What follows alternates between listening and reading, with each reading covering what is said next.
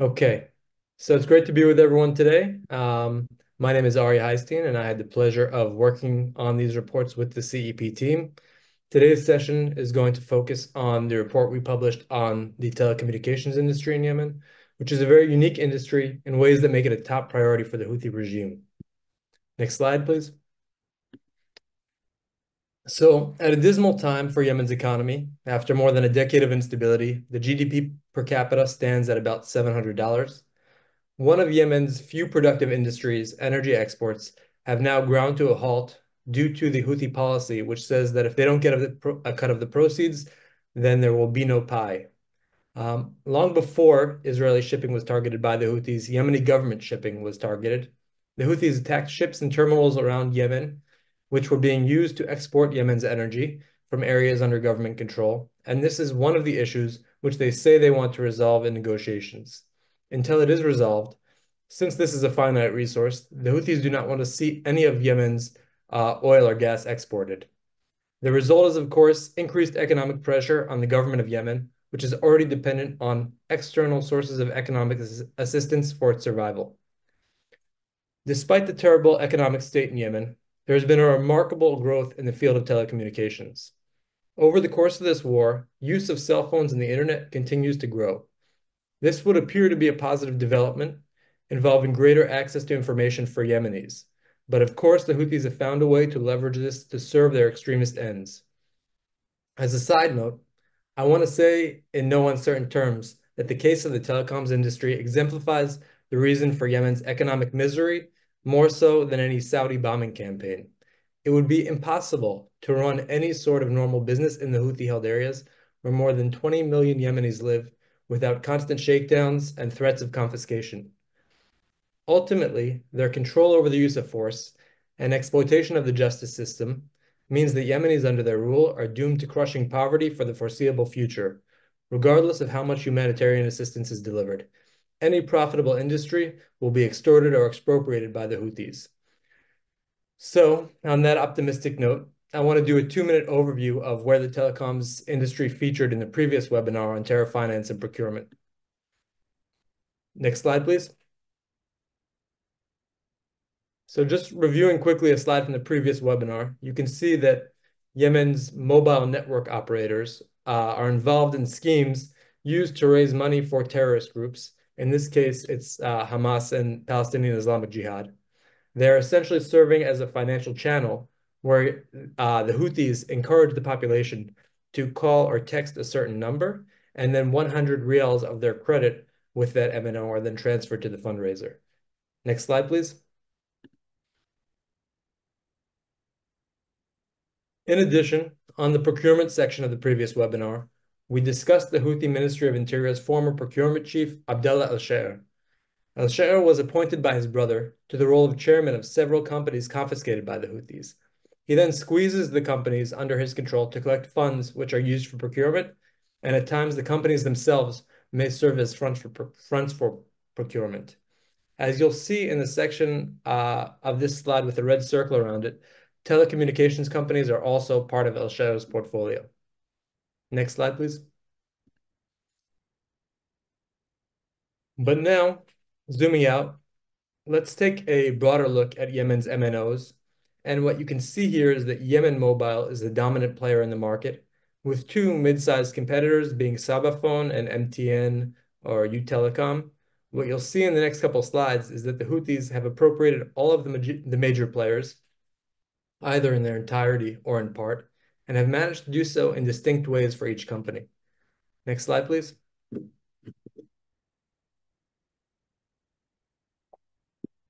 First, the most straightforward takeover was that of Yemen Mobile, as it was government controlled, and so when the Houthis took Sana'a and co-opted much of the existing government bureaucracy, it was natural that they'd also take control of the companies in which the government had a controlling stake.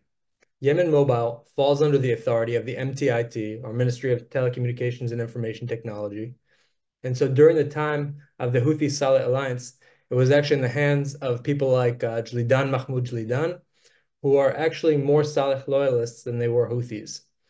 After the collapse of that alliance and Saleh's assassination, Jlidan was imprisoned and replaced with a hardcore Houthi by the name of Misfer al-Numair, who continues to run the MTIT from 2017 until today.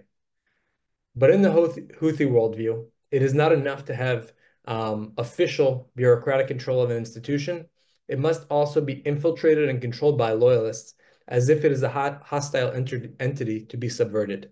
This is the essence of the Houthi supervisory system, and Yemen Mobile was no exception in terms of the appointment of loyalists from the most senior levels to mid-level managers. The company has been fully Houthified or Houthiized, and it now spends even beyond what it must on extortionate taxes and licensing, opting to make donations to Houthi-led public events and to fund these types of events. So while Yemen Mobile was previously viewed as the MNO that serves both Houthi-controlled and government-controlled territory, the government of Yemen has recently banned the repair or modernization of Yemen Mobile infrastructure in its territory, and this is a sign that they're looking to phase Yemen Mobile out of government-controlled territory. Next slide, please. So second, the Houthis tried to blackmail Sabaphone with an exorbitant fine in 2019. The fine was the equivalent of 100,000 times the GDP per capita of Yemen. The basis for this extortion was the claim of an illegal tax cut more than 1 decade prior. They may have been right about shady dealings in Sana'a 15 years ago. It would be hard to imagine a major company functioning in Yemen without engaging in some of that type of activity.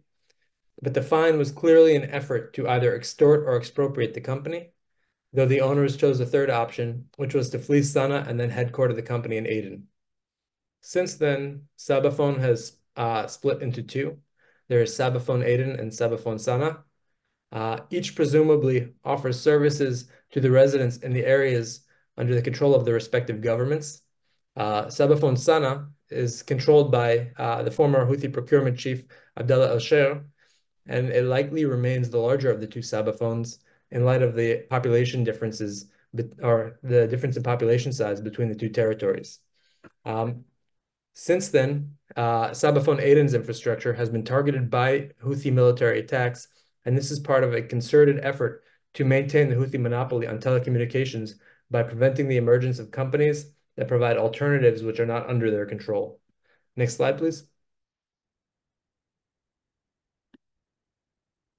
So third is the story of MTN, which I think is the most intriguing of the power struggles over Yemen's telecommunications infrastructure. The initial claim by anti-Houthi journalists was put out that there was some corruption involved in the 2021 acquisition of this company, but there wasn't very much detail provided. And again, I think it's pretty safe to assume that any major transaction happening in Sana'a involves some form of corruption, or there's something going on behind the scenes, especially in today's Sana'a. But the basic idea was that MTN was selling its majority stakes in MTN Yemen to an existing minority shareholder named Emerald International Investment, or EII, which was a subsidiary of an Omani conglomerate called Zubair. Next slide, please. Of course, the records tell an entirely different story. And because this commercial activity had some international touch points, it was possible to retrieve some of those records. First, it is worth noting that nearly 30% stake of the Yemeni MNO market was sold to EII for 1 Emirati dirham, or about 25 cents US. This is written very clearly in MTN's documents. It's also important to note that the buyer, EII, does not appear to have any real connection to Zubair, the Omani conglomerate, except for an email address of one of the employees, which is listed under one of the registrations. But in fact, 99% of EII is owned by a company known as Arkan, and the remaining 1% is owned by a Yemeni national known as Marwan Mohammed. Arkan is then owned by two Yemeni nationals, the same Marwan Mohammed and his partner in that venture, Abdallah Al-Nagar. If we could quickly move to the next slide to see what the contact info looked like for Arkan, I think it would provide a very clear picture. So as you can see, the registration for Arkan has no street name, has a random building number, which doesn't really mean very much without a street name, has a Hotmail email address, and the phone number listed has a country code that no longer works, since the unification of Yemen in 1990. Obviously, this is a very weak cover story built for the acquisition of a major player in Yemen's telecom industry. Can we go back to the previous slide? Okay. So, in addition to all that, it is worth noting that documents produced by MTN only a few months before the company's departure from Yemen provide no indication that anything is amiss or that they are planning to leave Yemen. But just a few months later, the deal is done and MTN is leaving Yemen and declares that this was actually part of its broader strategy to leave the Middle East and refocus on Africa. Um, so after this transaction goes through, MTN Yemen is rebranded by the new ownership as U Telecom and resumes operations in Sana'a. And I think it's very telling that it resumes operations in Sana'a. Of course, it's often useful to figure out what forces are at play based on who objects to it. And it's worth noting that the government of Yemen objected to the sale of MTN to EII, and then it banned U Telecom from operating in areas under its control, while the Houthis, who are in control of Sana'a, did not say one word about the change of ownership of this asset, which they consider a critical asset. Can we go 2 slides ahead? Okay. So as for the Houthi ability to wiretap calls based on their control of telecommunications companies, I don't have any documents in my possession proving conclusively that Abdulmalik al-Houthi gave the orders to wiretap anyone and everyone, but the interception of unencrypted calls and texts is a standard capability, which any government is able to do with the cooperation of the relevant MNO.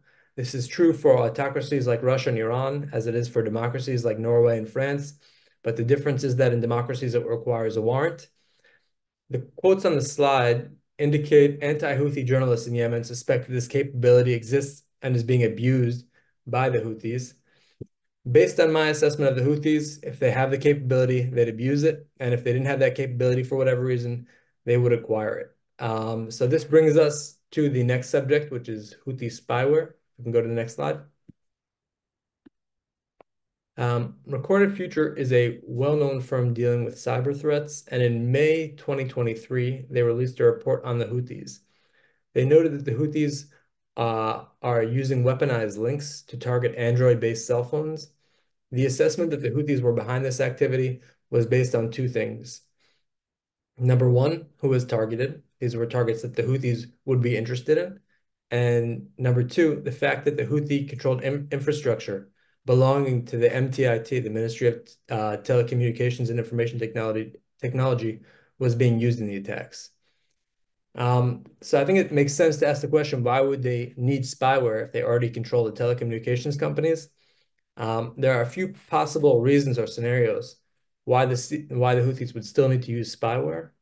The first, the targets they may be interested in are using different networks to which the Houthis do not have access, especially if they are located in Saudi Arabia or the UAE. Second, targets on Yemeni networks may be using end-to-end encrypted communications like WhatsApp or Signal, which would mean whatever the Houthis could collect would not be of much value as it would be encrypted. And third, the desired intelligence may have been on the devices themselves, either photos, device camera, device audio. And this is something that wasn't transmitted over the network under Houthi surveillance and therefore wouldn't be available to them. So spyware really has the potential to resolve any of these three Houthi intelligence challenges. And despite the clear Houthi involvement in the attacks or the use of the spyware, it's not clear that the Houthis themselves have the ability to create and use these cyber weapons. It's very possible that they've outsourced this to their more cyber capable allies like Hezbollah or the IRGC. Next slide. So now, when it comes to the internet, the control of this infrastructure has been centralized since the days of Ali Abdullah Saleh. The two major players are Yemennet and Tele Yemen. Of course, because Saleh himself was authoritarian, he also made sure to control whatever information Yemenis could and could not access. It's possible that he did not assign a great deal of importance to this before the Arab Spring, and by then it was too late to save his regime. After Saleh was deposed in 2012, and then the Houthis took Sana'a and deposed his replacement Hadi in 2014, they exerted much tighter controls over the internet almost immediately. I think the fact that they were witness to the Arab Spring, were allied with Saleh, who was supposedly taken down by social media-fueled revolutions, and advised by Iran and Hezbollah, contributed to their prioritization of information warfare and their efforts to tightly control information to which Yemenis were exposed. Next slide, please. Um, so here you can see the immediate changes that the Houthis made to Yemenis' access to information. Israeli websites, domestic independent websites, opposition websites, mainstream news websites, and un-Islamic websites were all made inaccessible by the Houthis. This should present a pretty clear picture of who they see as their enemies in the information war. The answer to that is basically any outlet that isn't controlled by them. It's worth noting that in recent years, they have used the Iranian term soft war to describe the struggle against the penetration of non-Houthi ideas into Yemen. The Canada-based company NetSweeper, whose logo you can see on the bottom left, provided the filtering technology to the Saleh regime beginning in 2010. And so after the Houthis stormed Sana'a in 2014, they just utilized capabilities that were already available when they arrived. Next slide, please.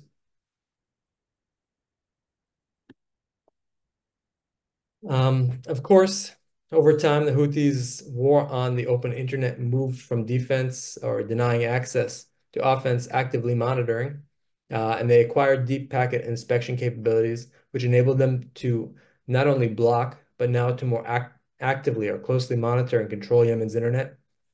They claim that this is being used in accordance with regulation in order to ensure that legal requirements are appropriately enforced. But of course, knowing how the legal system operates in Houthi-controlled areas, that's not a very convincing claim. Next slide, please.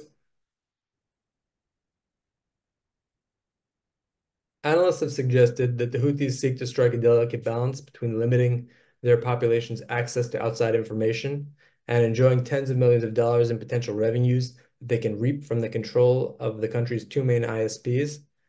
So as you can see in this graph produced by the Sana Center, Yemenis pay more than residents of any other Arab country in terms of dollars per gigabyte for internet. And this is the case despite being the poorest country in the Arab world.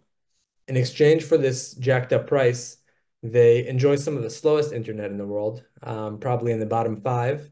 And this is an excellent arrangement for the Houthis, who managed to provide limited access to an essential service at an exorbitant cost. Next slide, please.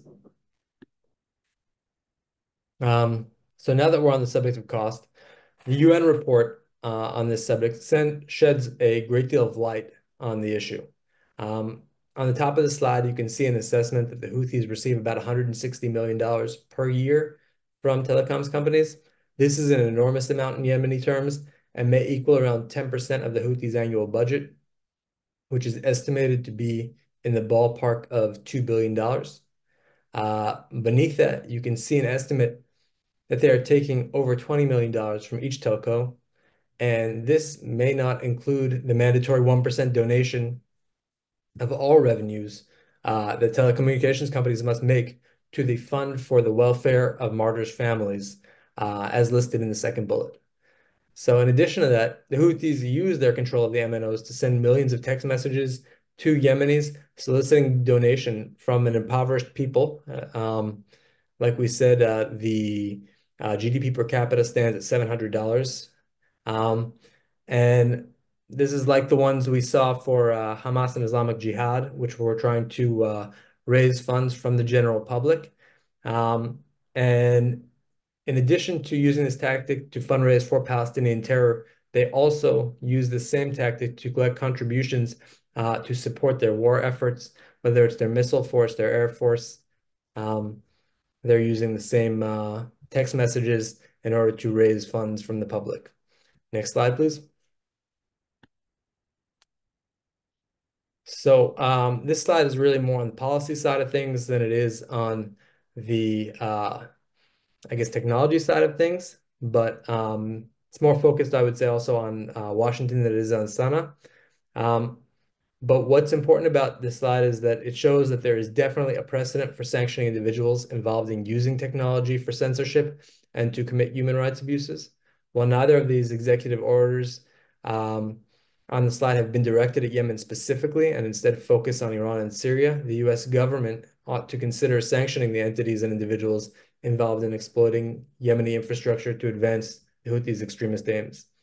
So the basic idea is there's precedent for sanctioning people who are involved in a lot of what the Houthis are doing, and there may not be the precise executive order we would need in order to sanction um, the people in Yemen who are abusing the telecommunications industry for in order to advance the Houthi cause. But there's certainly precedent in other countries for doing that, and the U.S. should consider, I guess, applying similar standards to the Yemeni or to the Houthi issue.